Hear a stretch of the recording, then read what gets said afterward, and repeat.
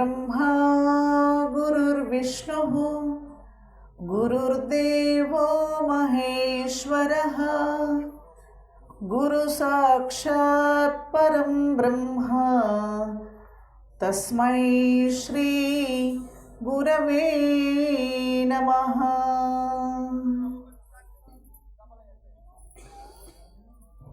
उमा सहायं परमेश्वरं प्रभुं त्रिलोचनं नीलकण्ठं प्रशान्तं ध्यात्वा मुनिर्गच्छति भूतयोनिं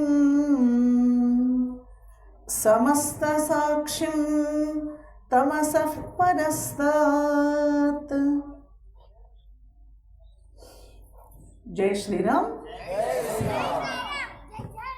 అధిష్టాన దేవత అయినటువంటి పార్వతి పరమేశ్వరుల యొక్క ఈ పవిత్రమైనటువంటి ఈ యొక్క ఆలయ ప్రాంగణంలో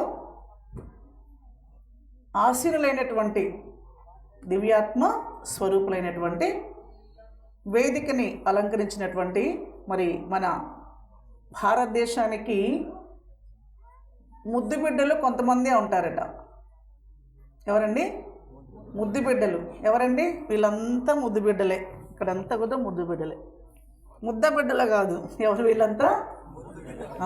ఎందుకంటే ఒక గ్రామము ఒక ప్రాంతము బాగా చక్కని ఆదర్శవంతమైనటువంటి గ్రామం కింద తయారవ్వాలి అంటే ఆ గ్రామానికి అప్పుడప్పుడు కూడా చూడండి మరి ఆధ్యాత్మిక పరమైనటువంటి వ్యక్తులు మన గ్రామాన్ని ఎంచుకున్నారనంటే మన గ్రామ పెద్దలందరూ కూడా అదృష్టవంతులే కాదా చెప్పండి. మరి వారు ఎందుకు రావాలండి? ఆయన ఒక డాక్టర్ కదా, ఆమె కూడా ఆ పాప కూడా నాకు బాగా చిన్నప్పటి నుండి తెలుసు.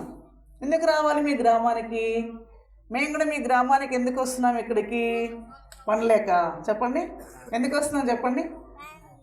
ఇంకా మన వాళ్ళందరికీ తెలుసు ఏంటంటే మీకు కూడా ఒక స్టోరీ చెప్తాను మీ అందరికి, ఓకేనా? బాగా వినాలి. మాతాజీ చెప్పింది బాగా ఎవరు బాగా వింటారు మీరంతా.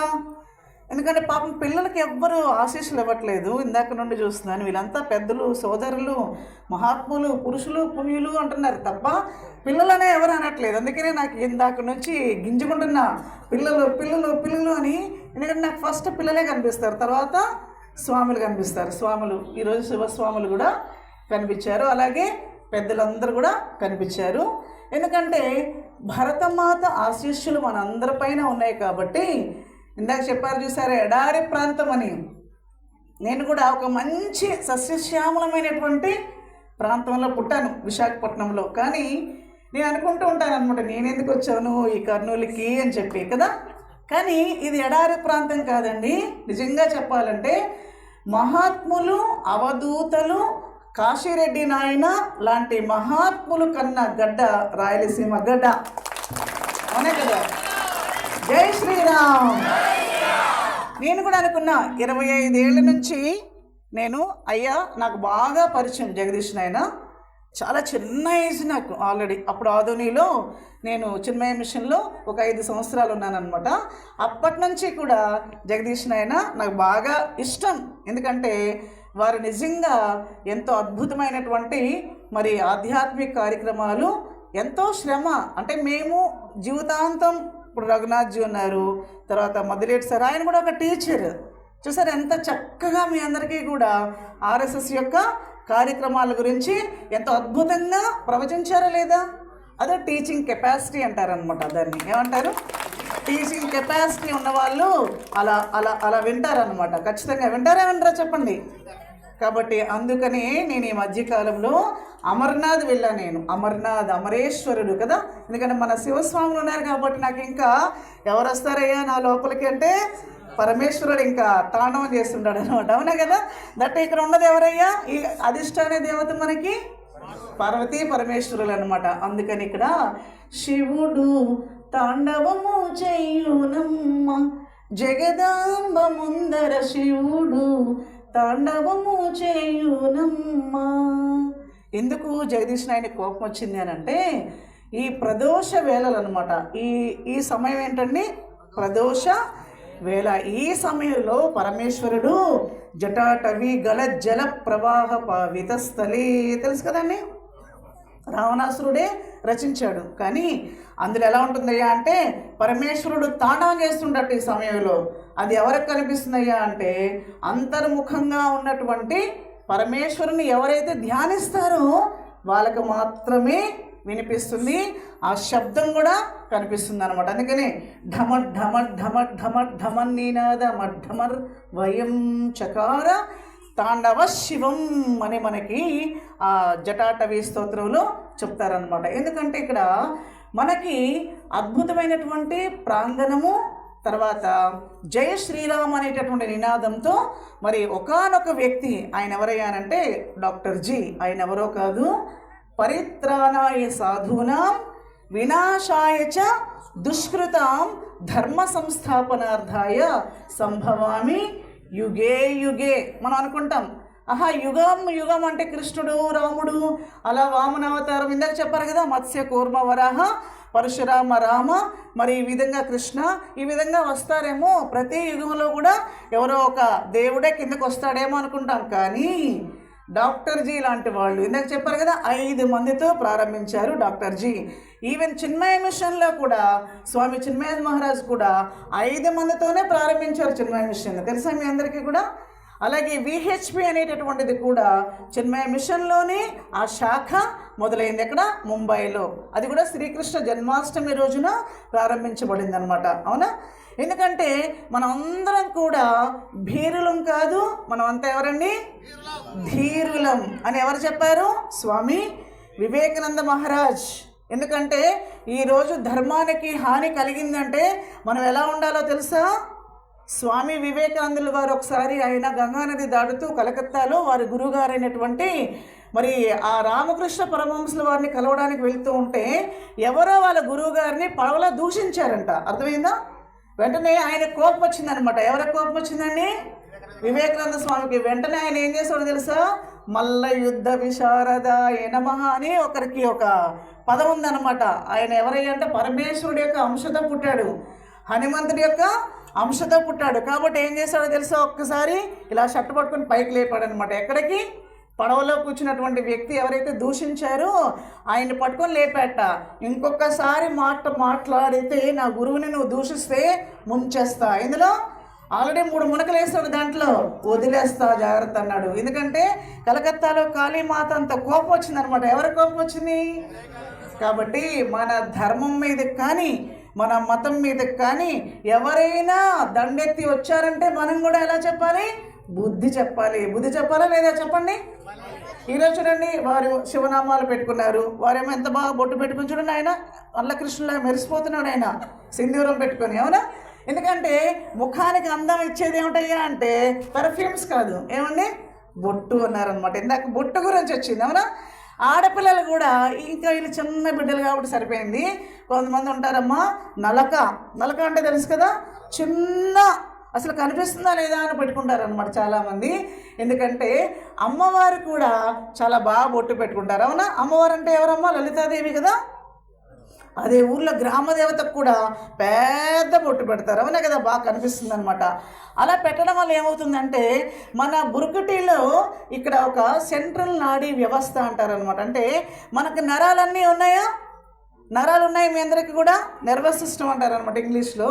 అది మాట్లాడుతుంటే ఇక్కడ కేంద్ర నాడీ వ్యవస్థ ఇక్కడ ఉంటుందంట. ఎన్నో కొన్ని వేల లక్షల కోట్ల నరాలు ఉంటాయి. మనకు తెలుసా విషయం? మిమ్మల్ని ఎవరైనా కూడా చిన్న వెంట్రుకలా పట్టుకుని ఇలా లాగారనుకోండి, వెంటనే ఏమొస్తుందయ్యా? మీకు కోపం వస్తుందా రాదా? చెప్పండి. అదే కాలి బొటన వేలుకు ఉండేటటువంటి ఒక చిన్న, అంటే బొటన వేలికి ఇంత గోరు ముక్క చిన్నది పక్కకి వెళ్ళిపోయింది అనుకోండి, అది దేనికైనా తగిలింది అనుకోండి, చిన్న వెంటనే ఎంత నొప్పి వస్తుంది కదా.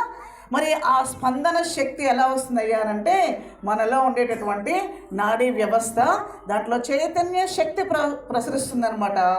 ఆ శక్తే పరమేశ్వరుడు. ఎవరండి? ఆ శక్తే పరమేశ్వరుడు. ఎందుకంటే ఆ పరమేశ్వరుడు యొక్క శక్తి ఎక్కడుందండి? ఆయనకి ఉమా సహాయం పరమేశ్వరం ప్రభుం ఇక్కడేముందండి? త్రిలోచనం. ఆయనకి ఏంటి? ఇక్కడ మూడు కళ్ళవాడు, అవునా కదా. మూడు కళ్ళ స్వామికి 3 కోట్ల దండాలు.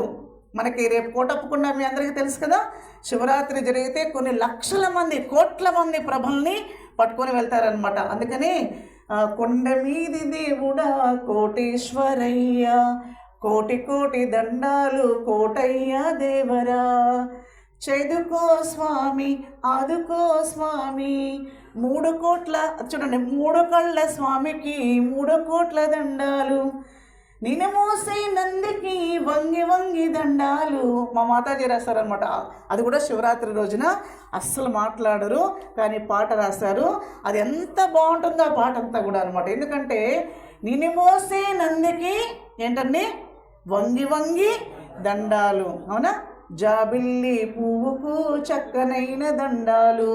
ఏంటండి, జాబిల్లి పువ్వు ఎక్కడుంది? ఇక్కడ ఉందన్నమాట. ఎక్కడుందండి? ఇక్కడ ఉందన్నమాట. అంటే ఆయన రూపమే చాలా ఆశ్చర్యంగా ఉంటుంది, అవునా. ఎవరైనా కూడా పావులు వేసుకుంటారా చెప్పండి? ఎవరైనా కూడా జింక చర్మమో లేకపోతే గజ చర్మమో వేసుకుంటారా? అవునా. మరి 2 భార్యలున్నా కూడా విరాగిగా ఎవరైనా ఉంటారా పక్కన? త్రిశూలం చూడండి, ఇక్కడ ఇలా పెట్టేస్తాడనమాట. త్రిశూలం అంటే ఎన్ని ఉంటాయి? 3 శూలాలు ఉంటాయన్నమాట. వీటిని సత్వ రజస్ తమో గుణాలు అంటారు. అందుకే మన అదృష్టం ఏంటో తెలుసా? నేను కూడా చాలా ఆనందంగా భావించేది ఏంటంటే, చాలా దగ్గరలో ఒక అద్భుతమైనటువంటి జ్యోతిర్లింగం దగ్గరలో మనం అందరం కూడా నివసిస్తున్నాము. ఆ జ్యోతిర్లింగమే శ్రీశైల మహాక్షేత్రంలో మనం ఉన్నాం. ఆయన సన్నిధిలో మనం ఉన్నాం. ఆయన అంటే పాపం కోప్పడి ఆయన మీద అలిగి పరిగెత్తుకుంటూ ఆయన కొడుకు, ఎవరండి ఆయన కొడుకు? షణ్ముఖుడు. ఎవరండి ఆయన అలిగేసి వచ్చేసాట. ఆయన ఎక్కడికి వచ్చేసాడు? ఆయన శ్రీశైల క్షేత్రంలో ఆయన ఉన్నాడట. అందుకని చాలామంది ధూళి దర్శనం అంటారు. తెలుసా మీ అందరికీ ధూళి దర్శనం అంటే? మనం అన్నం తిన్నా, తర్వాత మూత్రానికి వెళ్ళిన, మల విసర్జన చేసిన, దుమ్ము ధూళి అంటే దూసరితంగా ఉన్న, నడుచుకుంటూ ఎవరైతే పాదయాత్ర చేసుకుంటూ ఎవరైతే వెళ్ళి స్వామిని దర్శిస్తారో, అరే నాయనా నువ్వు స్నానం చేయలేదు కాబట్టి నన్ను దర్శనానికి నువ్వు రావద్దు అని చెప్పడట. ఎందుకంటే ఎవరైనా కొడుకు తప్పిపోతే ఆ కొడుకు 10 సంవత్సరాల తర్వాత కనిపిస్తే ఆ తండ్రి ఏం చేస్తాడు చెప్పండి? పరిగెత్తుకుంటూ వెళ్ళి ఏం చేస్తాడైనా, నువ్వు స్నానం చేసావా, బట్టలు మార్చుకున్నావా అని చూస్తాడా? వెంటనే ఆలింగనం చేసుకుంటాడు అనమాట. అందుకనే జై శ్రీరామ్ అన్నారు. ఎందుకంటే పరమేశ్వరుని ఎందుకు మనం కోరుకోవాలయ్యారంటే, పాతాళ గంగా ఉంది, బాగా ఆలోచించండి. వృద్ధ మల్లికార్జునుడు ఉన్నాడు అక్కడ. వృద్ధ మల్లికార్జునుడిని, తర్వాత సహస్ర కోటి లింగం ఉంది. తెలుసా మీ అందరికీ కూడా? శ్రీశైలం వెళ్ళి చూడండి.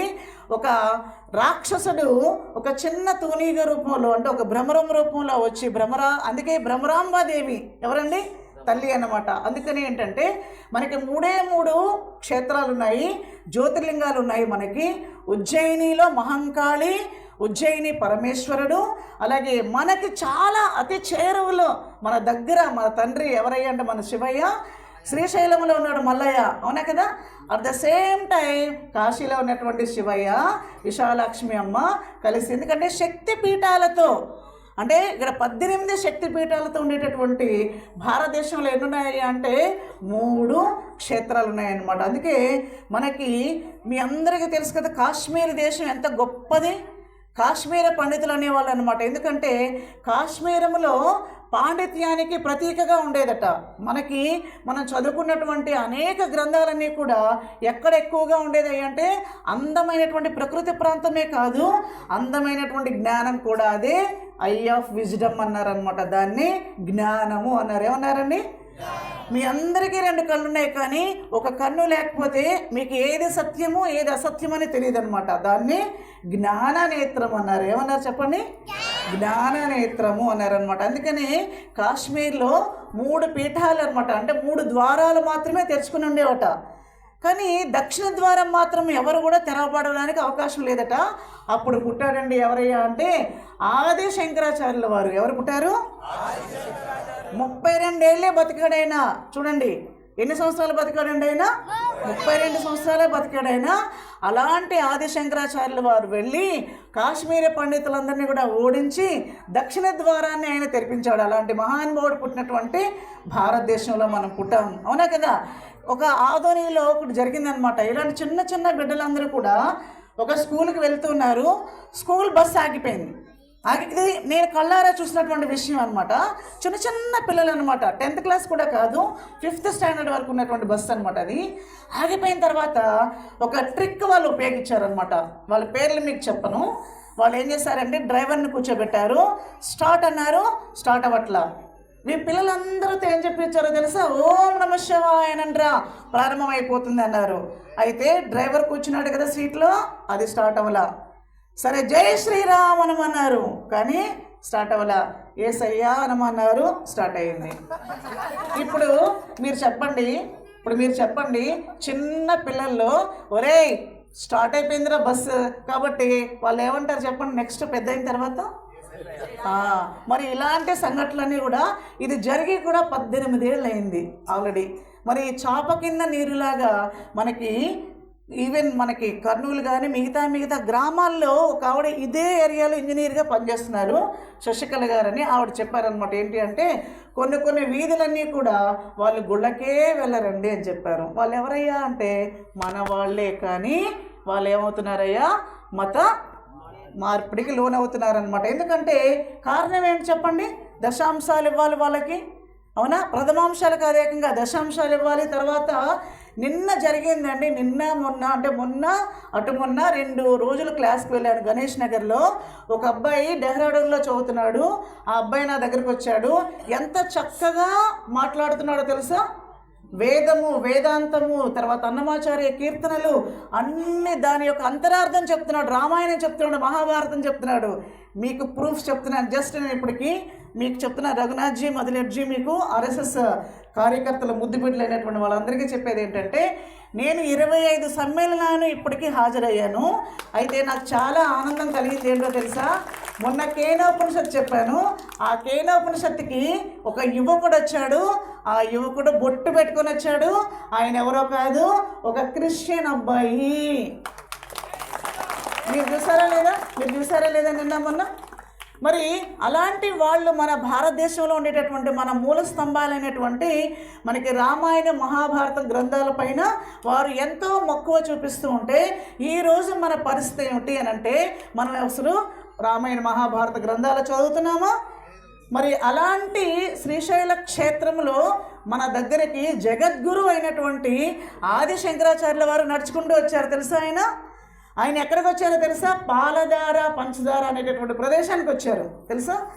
అలాగే అక్కడ నారసింహ అవతారంలో అక్కడ ఒక అద్భుతం జరిగిందనమాట. ఏంటంటే ఒక కాపాలికుడు వచ్చాడు. ఆయన కాపాలికుడు వచ్చి ఏం చేశాడంటే, మాకు మహారాజు గారి యొక్క తలకాయ కానీ మహా సన్యాసి అయినటువంటి జగద్గురు అయినటువంటి సన్యాసి తలకాయ కానీ కావాలి. మేము అనేక రకాలైనటువంటి కాపాలికలు అంటే తెలుసు కదా, వాళ్ళు ప్రేతాలతో భూతాలతో మాట్లాడతారు, అవునా కదా? కాబట్టి ఆయన సన్యాసి కాబట్టి ఆయన ఏమన్నాడంటే, తీసేసుకోండి నా ప్రాణం అని చెప్పాడు. ఆయన ఎక్కడ తీసేశారో తెలుసా? ఆయన ప్రాణాన్ని ఎక్కడ తీయాలనుకున్నారో తెలుసా? మీరందరూ వెళ్ళండి, పాలధార పంచదార అనేటటువంటి ప్రాంతంలో మా శిష్యులు ఎవరు కూడా లేనటువంటి సందర్భంలో అప్పుడు వచ్చి నా తలకాయని నువ్వు ఛేదించేసాయనంటే, ఎక్కడో పాతాళ గంగ. నేను ఎందుకు చెప్తున్నాను ఈ పాయింట్ అంటే, మన శివస్వాములు ఎవరైతే ఉన్నారో, ఒక ఒంటెద్దు దిన్ను గ్రామంలో నేను వస్తూ ఉంటే ఎంత ప్రశాంతంగా అనిపించిందంటే, ఈరోజు ఈ ప్రాంతానికి వస్తూనే చాలా ఒక మంచి పాజిటివ్ వైబ్స్ ఉంటారనమాట. ఒక ఆధ్యాత్మిక శక్తి నాకు కనిపించింది ఈ ఊర్లో. అది మీరు నిలబెట్టుకోండి. ఎందుకంటే శివస్వాములంతా కూడా నాకు కనిపించారు. అయ్యా, మీ అందరికీ ఒక రిక్వెస్ట్, నాది విన్నపం ఏంటంటే, ఆ పాతాళ గంగలో పద్మపాదాచార్యుల వారు కూడా స్నానం ఆచరించారనమాట. ఆయన నరసింహ అవతారాన్ని ఆయన చక్కగా ఉపాసన చేసినటువంటి వ్యక్తి. ఆయనలో నరసింహస్వామి ఆయన ప్రత్యక్షమైపోయాడు అనమాట. ఎందుకంటే అలాంటి పాతాళ గంగ ప్రదేశంలో మనం స్నానం ఆచరిస్తాము, అవునా? అలాగే ఈ మాలాధారణం కూడా, అక్కడ వస్త్రాలన్నీ కూడా తీసివేస్తాము, ఎక్కడ పడితే అక్కడ విసిరేస్తాము. అది మంచిదేనా చెప్పండి?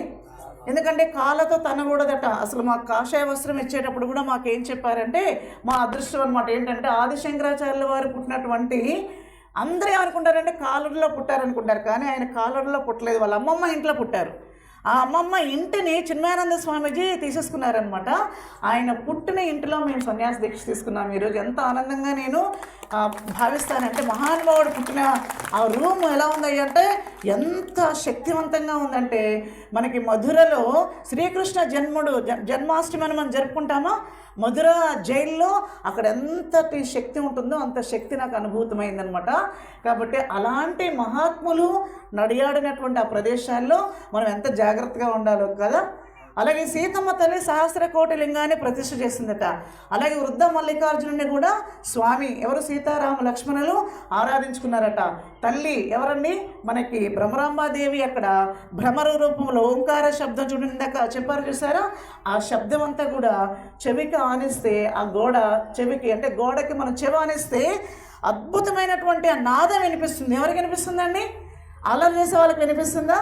వినిపించదనమాట. అందుకని ఇదిగో చూడండి, పిల్లలకు కూడా చెప్పాల్సి వస్తుంది అనమాట. ఎందుకంటే పాతాళ గంగా ప్రాంతంలో నిజంగా వృద్ధ మల్లికార్జునులు అనమాట, అంటే వృద్ధ వేషంలో పార్వతీ పరమేశ్వరులే వచ్చారట. వస్తే అక్కడ జరిగింది ఏంటంటే, పార్వతీదేవి ముత్తైదేవి కదా తల్లి ఆవిడ, అది కూడా 90 ఏళ్ల ముత్తైదేవి ఎలా ఉంటుందో ఆలోచించండి. ఆవిడ చూస్తూ ఉంటే కిందకి జారిపోయాట ఒక ముసలాయన. ఎక్కడ జారిపోయాడు? ఆ లోకంలోకి వెళ్ళిపోయాడు అనమాట. పాపం వెళ్ళిపోతూ ఉంటే ఎవరైనా కాపాడండి కాపాడండి కాపాడండి నడిచట. ఎవరు నడిచిందండి? ఆవిడ వాళ్ళ భర్తని, చెప్పండి పిల్లలంతా, కాపాడండి అని చెప్పింది అనమాట. అయితే పాపం ఎవరేవో పరిగెత్తుకుంటూ వచ్చారనమాట. మంచి వాళ్ళు ఉంటారు కదా, పరిగెత్తుకుంటూ వెళ్ళి కాపాడేద్దామని అంటే ఆగండి ఆగండి ఆగండి అన్నదట. ఎందుకనంటే ఎవరైనా కూడా జీవితంలో ఒక్కసారైనా కూడా అబద్ధం చెప్పకుండా ఉంటేనే కాపాడాలని చెప్పిందంట. అంటే పాపం, అయ్యో నేను ఎన్నిసార్లు అబద్ధం చెప్పాను నాకే తెలీదు, నేను ఎన్ని పాపాలు చేశాను నాకే తెలీదు. కాబట్టి ఏంటంటే మళ్ళీ ఒకవేళ పొరపాటున వెళ్ళి ఆ ముసలాయన్ని తగిలారనుకోండి కాపాడదామని, అంతే మీ తల 1000 ఒక్కలు అయిపోతుందని చెప్పిందట. ఇంకెవరైనా ముట్టుకుంటారా? అమ్మ బాబోయ్ నా తలకై ఒక్కలైపోతుందని చెప్పేసి ఏం చేశారయ్యా అంటే వాళ్ళు ఎవరు ముట్టుకోవడానికి ప్రయత్నం చేయలేదంట. కానీ ఒకనొక వ్యక్తి, అంటే ఆవిడ తల్లి అనమాట, స్త్రీ, మాతృస్త్రీ, ఆవిడొచ్చి ఆ స్వామిని పట్టుకొని పక్కకు లాగేసిందనమాట. అప్పుడు వెంటనే అడిగారనమాట, ఆ తల్లి నీకు బాధ అనిపించలేదా? నీకు తలకై పగిలిపోతుందని నీకు భయం అనిపించలేదా? నువ్వు ఎవరవమ్మా అనంటే వృత్తిరీత్యా నేను ఒక వేశ్యని అని చెప్పిందంట. వృత్తిరీత్యా ఆవిడ ఎవరండి? ఒక వేశ్య అంటే మీకు అర్థమైపోతుంది. మరి నీకు భయం కలగలేదా అంటే, తల్లి పాతాళ గంగలో స్నానం ఆచరించిన తర్వాత మరి పుణ్యం వస్తే నా పాపం ఎక్కడికి వెళ్తుందమ్మా? వెళ్ళిపోయి ఉంటుంది ఎప్పుడో అని. అవునా? అంటే మనము ఎప్పుడైనా కూడా దీక్షాధారణం కానీ, మాలాధారణం కానీ, ఒక భజన కానీ, లేకపోతే జై శ్రీరామ్ కానీ, ఓం నమ శివాయ అంటే ఏంటి తెలుసా? మనకి పంచభూతాత్మకమైనటువంటి ప్రకృతి ఓం నమ శివాయ రూపంలో మనం పిలుస్తూ ఉంటాం అనమాట. అందుకని సద్యోజాత వామదేవ అఘోర తత్పురుష ఈశాన దేవత అనమాట. అందుకని మనకి మీరు ఎప్పుడైనా కూడా సామర్లకోట వెళ్ళండి, అలాగే ద్రాక్షారామం వెళ్ళండి, అలాగే నేపాల్ వెళ్ళండి, పశుపతినాథ్ దేవాలయానికి వెళ్ళండి. అక్కడ ఎంత పెద్ద లింగం ఉంటుందంటే మనం ఒక 10 లీటర్ల పాలు తీసుకెళ్ళాం అనుకోండి, వెంటనే ఇలా ఇంత కూడా రావన్నమాట. అంత పొడవు ఉంటాడు చూడండి, ఆ ధ్వజస్తంభం అంత ఉంటాడు స్వామి. మరి అంత పంచముఖ ఆంజనేయ స్వామిని ఆ విధంగా మనం ఎలా అయితే పూజిస్తామో, ఎందుకంటే పరమేశ్వరుడు యొక్క స్వరూపమే ఎవరండి? ఆంజనేయ స్వామి కూడా. అలాంటి పంచముఖ ఆంజనేయ స్వామి కూడా మనకి చాలా దగ్గరలోనే ఉన్నాడు. అవునే కదా? అలాగే రాఘవేంద్ర స్వామి జీవ సమాధి పొందినటువంటి ఆ మంత్రాలయ క్షేత్రం కూడా మనకి చక్కగా మనకి దగ్గరలో ఉంది. అవునా? ఇంకా మహానందేశ్వరుడు ఎక్కడండి? తెలుసు కదా మీ అందరికీ కూడా. మరి అలాంటి మహానందేశ్వర స్వామి యొక్క క్షేత్రం కూడా మనకు దగ్గరలోనే ఉన్నాం మనం. అలాగే జోగులాంబాదేవి యొక్క తల్లి యొక్క మరి అష్టాదశ శక్తిపీఠాల్లో ఉండేటటువంటి తల్లి దగ్గర మనందరం ఉన్నామంటే మన బాధ్యత ఎంత ఉంటుందో ఆలోచించారా? కాబట్టి అందుకని నేను ఎప్పుడూ పాడుతుంటాను అనమాట ఒక చిన్న పాట ఆర్ఎస్ఎస్ వాళ్ళందరికీ కూడా. పుణ్యభూమిలో వీరులారా, డాక్టర్ జీ కంటి పాపల్లారా. చూడండి ఎంత బాగుంటుందో. అంటే చెప్తారనమాట, అమ్మకు మీరే కన్న బిడ్డలు, ఋషులకు మీరే వారసులు, నిద్రాలేచి మీరు ముందు సగండి, వినండి డాక్టర్ జీ మాట. చూసారా? త్యాగాలు ఎన్నో చేశారు, అమ్మకి పుట్టినటువంటి కన్న బిడ్డలు. కాబట్టి మన తల్లిని మనం ఏ విధంగా అయితే మనం మార్చుకోలేమో, మన భారతదేశ చరిత్రను కూడా మార్చనివ్వకుండా తయారు చేసినటువంటి రాష్ట్ర స్వయం సేవక సంఘం ప్రతినిధులందరికీ కూడా ఒట్టెత్తి దిన్ను గ్రామంలో ఉండేటటువంటి వారు ఇప్పుడే ఈరోజే ప్రారంభం కూడా ఆర్ఎస్ఎస్ శాఖ కూడా ప్రారంభం అవ్వాలని చెప్పేసి ఒక ప్రతిధ్వనిని మీ అందరికీ కూడా అందించారు. అవునా కదా? నేను ఎందుకు చెప్తున్నానంటే, నేను ఒక తెల్లని వస్త్రం, అంటే మేము ఆశ్రమంలో ట్రైనింగ్ అవుతున్నటువంటి సందర్భంలో నేను వైట్ అండ్ వైట్ వేసుకొని, మీలాగే కాషాయము ఆ యొక్క కండువా వేసుకొని అక్కడ రాజంపేట రైల్వే కోడూరు అంతా తిరిగి ప్రతి ప్రతి ప్రతి ప్రతి గడప గడపకి వెళ్ళి మా మాతాజీ కార్యక్రమాన్ని ఏర్పాటు చేశానన్నమాట. ఎప్పుడండి?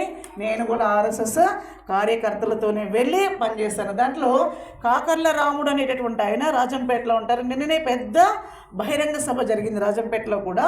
మరి నేను కూడా ఎవరండి చెప్పండి? ఈరోజు చిన్మయ మిషన్లో ఉన్నటువంటి సుప్రేమానంద, లేకపోతే రాష్ట్ర స్వయం సేవక సంఘ మహిళా విభాగాన్ని మీరు వేసేసుకోవచ్చు. అవునే కదా? ఎందుకంటే నేను ఎంతో గర్వంగా ఫీల్ అవుతూ ఉంటానన్నమాట. ఎందుకంటే మనం పుట్టింది మన భారతదేశం యొక్క చరిత్రని మార్చడానికి. అవునే కదా?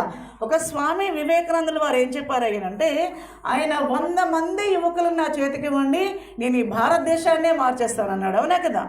మరి అలాంటి సందర్భంలో స్వామి వివేకానందుల వారు ఏ విధంగా అయితే సెలవిచ్చారో, భారతదేశాన్ని దాస్య శృంఖలాల నుంచి మరి మరల్చడానికి ఎంతోమంది స్వాతంత్ర్య సమరయోధుల్లో మన భారతదేశాన్ని మరి ఈ యొక్క స్వేచ్ఛ స్వాతంత్ర్య వాయువులు అంటారు. మరి మనకి నిజంగా స్వేచ్ఛ అనేటటువంటిది వచ్చిందా? చెప్పండి, మీరే చెప్పండి. అలాగే భారతదేశంలో పుట్టినటువంటి ప్రతి ఒక్కరూ కూడా జ్యోతిర్లింగాలు కానీ, లేకపోతే నదీ ప్రవాహంలో వెళ్ళి స్నానాలు కానీ, ఇవన్నీ మీరు ఎక్కడెక్కడికో వెళ్ళాల్సిన అవసరం ఉందా? చెప్పండి. ఎందుకంటే పరమేశ్వరుడు ఏం మనకి బోధించాడయ్యా అనంటే చెప్తారనమాట. ఈ చిన్న మీరు బాగా శివస్వామికి చెప్తున్నాను, ఆయన రూపవర్ణ బాగా చూడండి. ఆయన ఇలా చిన్న నెలవంక పెట్టుకుంటాడు. అవునా? ఆయన మనస్సు ఉందా లేదా అన్నట్టు ఉంటుందంట. మనస్సు అంటే ఏంటో తెలుసా? మనం అందరం అనుకుంటాం అనమాట, అందరూ ఇక్కడికి వచ్చి ఉంటాం కానీ ఇంటికి నేను తాళం వేసానో లేదో అని ఆలోచిస్తుంటాం కదా. అయ్యో నేను బండి తీసుకొచ్చాను కదా, దానికి నేను తాళం వేసానో లేదో అని ఎవరు ఆలోచిస్తారు చెప్పండి? ఇక్కడ మీరు ఆలోచిస్తున్నారు, మీ మనసు ఆలోచిస్తుందా? కాబట్టి ఆయన మనసు ఎలా ఉంటుందయ్యా అని అంటే క్షీణించినటువంటి మనసు ఉంటుందన్నమాట. అవునా? ఎందుకంటే మనకి పౌర్ణమి రోజు చంద్రుడు ఎలా ఉంటాడు? రౌండ్గా ఉంటాడు కదా.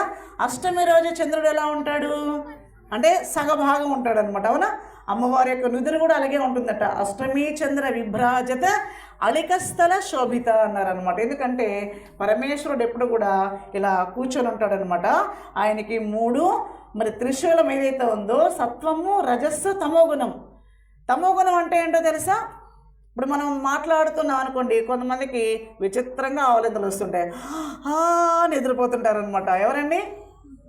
ఎవరండి వాళ్ళు? తమోగుణస్తులు. అవునా కదా?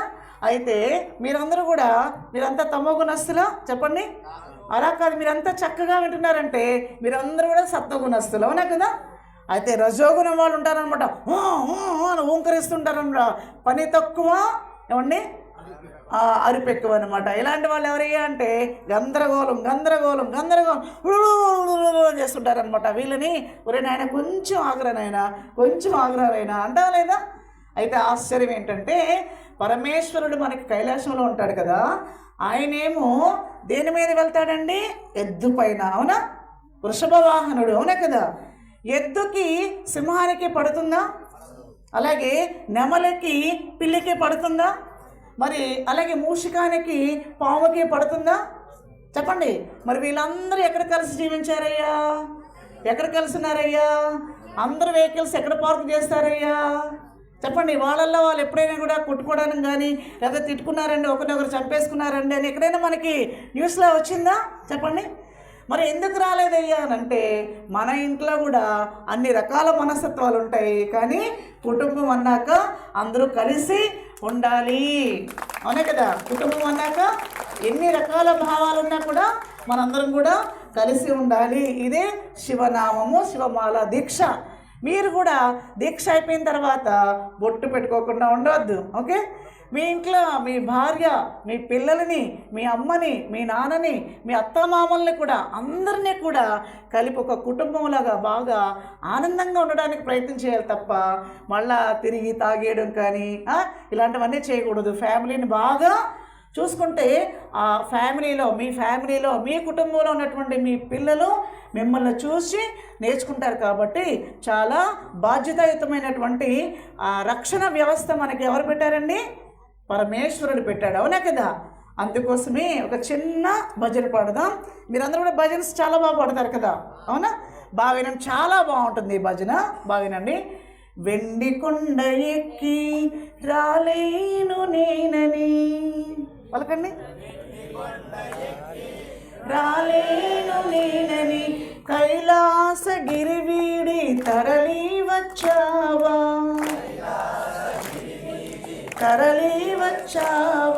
పాలాభిషేకము చేయలేను నేనని, పాలాభిషేకము శిరముపై గంగని ధరించినావా,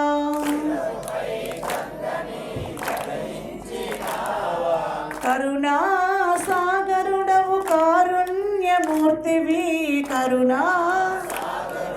కారుణ్యమూర్తివి, హర హర భవహర భవాని శంకర, భవహర భవాని శంకర. వెండి కొండ ఎక్కి రాలేను నేనని, రాలేను నేనని కైలాసగిరి వీడి తరలి వచ్చావా,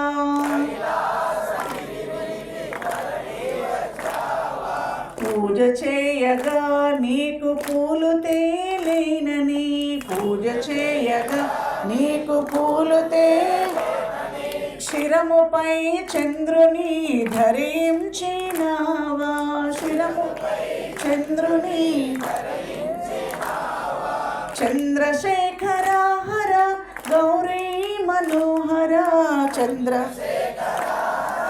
గౌరీ మనోహర, హర హర భవహర అర్ధనారీశ్వర, భవహర అర్ధనారీశ్వర. వెండి కొండ ఎక్కి రాలేను నేనని, వెండి కొండ ఎక్కి రాలేను నేనని కైలాసగిరి వీడి తరలి వచ్చావా, తరలి ఆరగింపగా నీకు ఫలము తేలేనని, ఆరగింపగా నీకు ఫలము కంఠమందు విషముని ధరించినావా,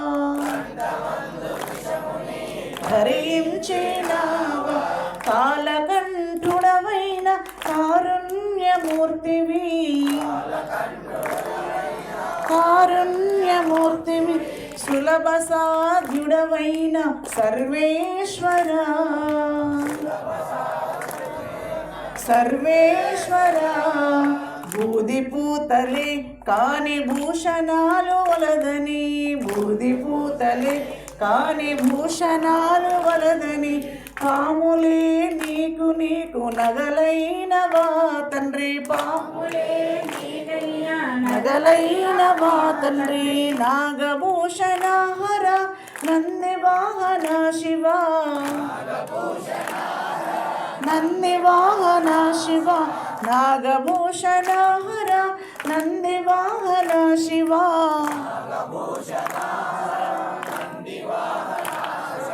హర హర శివ శివ అర్ధనారీశ్వర, హర హర అర్ధనారీశ్వర. వెండి కొండ ఎక్కి రాలేను నేనని, వెండి కొండ ఎక్కి రాలేను నేనని కైలాసగిరి వీడి తరలి వచ్చావా, కైలాసగిరి వీడి తరలి వచ్చావా. కాశీరాధ్యంలో అక్కడ హరిశ్చంద్ర ఘాట్లో ప్రతి ఒక్క శవాన్ని కూడా కాల్చిన తర్వాత ఆ శవ భస్మాంకితుడైనటువంటి ఉజ్జయిని మహాకాళేశ్వరుడు అర్ధరాత్రి 12 గంటలకి వేడిగా ఉన్నటువంటి ఆ శవ భస్మాన్ని తీసుకువెళ్ళి ఎవరికి అభిషేకిస్తారు చెప్పండి? పరమేశ్వరుడికి అనమాట. అంటే మనకి ఈ రోజున మేడలు, మిద్దెలు, కార్లు, అందమైనటువంటి శరీరము, నగలు అన్నీ వేసుకున్నప్పటికి కూడా చివరికి మనం వెళ్ళేటటువంటి ప్రదేశం ఏంటండి? శ్మశానం. ఏమన్నా శ్మశానవాసి అంటే తండ్రి నిన్ను అందరూ కూడా బాగా ఉన్నప్పుడు, డబ్బు సంపాదిస్తున్నప్పుడు, ప్రేమిస్తూ ఉన్నప్పుడు మాత్రమే అందరూ నీ ఇంట్లో వాళ్ళందరూ కూడా నిన్ను ప్రేమిస్తారు. కానీ నువ్వు వృద్ధత్వానికి వచ్చిన తర్వాత నీ శరీరం వడలిపోయిన తర్వాత, మృత్యువాసనమైన తర్వాత నిన్ను ప్రేమించేది ఎవరయ్యా? నేనే నాన్న, దా దా అని ఆయన 2 చేతులు కూడా చాపి మనల్ని కూడా ఎక్కడికి ఆహ్వానిస్తాడండి? శ్మశానానికి. అవునా కదా? అందుకే బూది పూతలే కానీ భూషణాలు లేవని ఆయన, అందుకే శవ భస్మాన్ని విభూతి రూపంలో ఆయన రాసుకుంటాట. అంటే ఏదైనా కూడా ఈ ప్రపంచంలో చివరికి ఏమైపోతుందండి? ఇంత మట్టి, ఇంత బూడిద. ఈ సత్యాన్ని తెలుసుకున్న తర్వాత అందుకే వీరశైవులు, కాశ్యులు మనకి ఇక్కడ శ్రీశైలంలో పూజ చేస్తారు వాళ్ళు. అదొక మతం ఉంది. అవునా కదా? అలాగే మీ అందరికీ తెలిసే ఉంటుంది. నిన్న జగదీశయ్య కూడా వారి ఇంట్లో మాట్లాడుతున్నప్పుడు, అమ్మ నేను ఒక ప్రదేశానికి వెళ్ళాలమ్మా అన్నారు. ఏ ప్రదేశమైనా? అమ్మవారు తల్లి కామాఖ్య దగ్గర అష్టాదశ శక్తిపీఠాలు ఏవైతే ఉన్నాయో, దశముద్రలన్నీ ఉన్నటువంటి సందర్భంలో మేకల్ని వాటన్నిటిని కూడా బలిస్తారు. తెలుసా మీ అందరికీ? తెల్లవారుజామున 2 గంటలకు బయలుదేరుతారండి. నెక్స్ట్ డే అంటే ఆ రోజు 9 అయింది మేము బయటకు వచ్చేసరికి అనమాట. మీరు ఆశ్చర్యపోతారు. అమ్మవారి యొక్క ఆ యోని ప్రదేశం నుంచి మాకు జలం తీసిచ్చారు. ఆ జలాన్ని మనం అసహించుకోకుండా నోట్లో పోసేసుకోవాలంట. ఆ విధంగా ఎవరైతే ఆ తీర్థ ప్రసాదాలని సేవిస్తారో వాళ్ళకి అన్నానికి చూడండి, ఉండడానికి దేనికి లోటు ఉండదంట. ఆది వ్యాధులన్నీ కూడా మాయమైపోతాయంట. అయితే అక్కడ నుంచి చాలా లోపలికి ఒక ఊరుందంటండి. ఆ ఊరి పేరు ఏదో ఉంది, చాలా మంచి పేరు అనమాట. ఏదో మంచి షణ్ముఖమో ఏదో పేరు అనమాట. శంబాల కాదు, షణ్ముఖం ఏదో ఉంది. అక్కడ ఒక ఆయన వెళ్ళడానికే కష్టం. వెళ్ళారు అంటే గుండాగా చచ్చిపోతారట. ఎందుకంటే అందరూ తాంత్రికమైనటువంటి సాధన చేస్తారట. రామకృష్ణ పరమహంసుల వారు ఆ విధంగా చేసేవారు. పంచవటిలో ఒక ఆవిడ వివస్త్ర అయిపోయి 5 అడుగుల పైన ఇలా తేలుందంట. అక్కడికి వెళ్ళాట. ఈయనకి అయిపోయింది, గుండాకి చచ్చిపోయాడు. అక్కడ ఆయన బతికొస్తాడు మళ్ళీ చెప్పండి. అయితే అది ఎవ్వరికీ నేర్పించరు. మళ్ళీ అక్కడ వాళ్ళకి మాత్రమే నేర్పిస్తారు, వేరే వాళ్ళకి నేర్పించరు. ఈ విషయం మీకు అందరికీ తెలుసా? భారతదేశంలో చాలా ఉన్నాయి. మనకి ఇంతటి వేదాలు, ఇంతటి శాస్త్రాలు, ఇంతమంది దేవతలు, ఇలా రాముడి గురించి, శివయ్య గురించి, కృష్ణయ్య గురించి ఎంతమందికి ఎన్ని రకాలుగా చెప్పినా కూడా తరగనటువంటి జ్ఞానము ఎక్కడుందండి? మన భారతదేశంలో ఉంది.